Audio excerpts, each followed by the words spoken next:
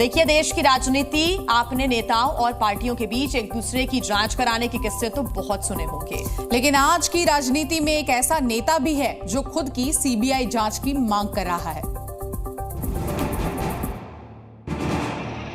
ये बीजेपी के नेता संजीव बालियान है। मुजफ्फरनगर के सांसद भी रह चुके हैं। हालांकि इस बार ये चुनाव हार गए, लेकिन इस हार के बाद इनके और बीजेपी के पूर्व विधायक संगीत सोम के बीच आरोपों की जंग शुरू हो गई है। ये जंग इस मोड़ पर पहुंच गई कि संजीव बालियान अपने ऊपर लग रहे आरोपों की जांच कराना चाहते हैं, वो भी सीबीआई से।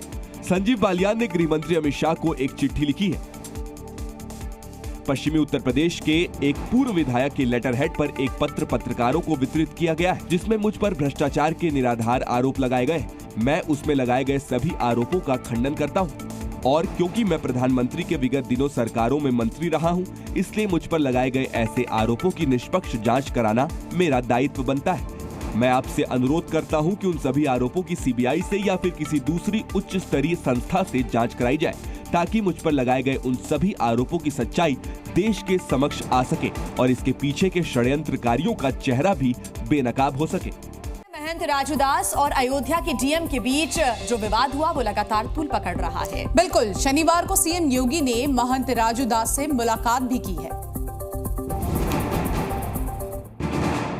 अयोध्या हार का मंथन कर रही बीजेपी को अब एक और विवाद से दो चार होना पड़ रहा है। दरअसल अयोध्या के महंत राजूदास और वहां के डीएम के बीच बहस हो गई, जिसके बाद बात लखनऊ के सियासी गलियारे तक पहुंच गई।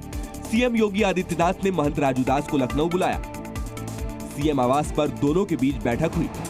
राजूदास और सीएम योगी के बीच 25 मिनट तक बात हुई। इस दौरान राजूदास ने बहस की पूरी कहानी सीएम योगी को बताई। मैं निवेदन पूर्वक कहना चाहूंगा कि डीएम साहब का आरोप निराधार है।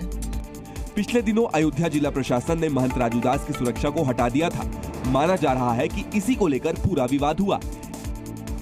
इस बीच समाजवादी पार्टी अध्यक्ष अखिलेश यादव ने महंत राजूदास के गनर हटाए जाने को लेकर ट्वीट भी किया। अखिलेश यादव ने कहा कि बीजेपी अपनी हार का बदला अयोध्या के साधु संतों से न ले। जो सच में सज्जन है, उनकी सुरक्षा की समीक्षा करके सुरक्षा प्रदान की जाए। और आइए खबरों में आगे बढ़ते हुए बात कर लेते हैं आंध्र प्रदेश की, जहां पर सत्ता परिवन के बाद अब पूर्व मुख्यमंत्री और वाईएसआरसीपी अध्यक्ष जगन मोहन रेड्डी की मुश्किलें काफी बढ़ गई हैं। बिल्कुल, नई सरकार के आदेश पर अमरावती में बन रहे वाईएसआरसीपी के केंद्रीय कार्यालय पर सीआरडीए ने बुलडोजर चला दिया है। सीआरडीए के 6 बुलडोजर अमरावती के ताड़ेपल्ली पहुंचे और पूर्व सीएम जगन मोहन रेड्डी के नए बन रहे केंद्रीय कार्यालय को ध्वस्त कर दिया और देखते देखते 2 घंटे के अंदर ही पूरे इलाके को मैदान बना दिया। इस कार्रवाई को लेकर सियासत भी शुरू हो गई। वाईएसआरसीपी ने टीडीपी पर बदले की राजनीति करने का आरोप लगाया। For vendetta politics, Telugu Desam party given orders to CRDA and CRDA given notice without having any time, and within 2 hours that entire office has been dismantled. This is pure vendetta politics of TDP.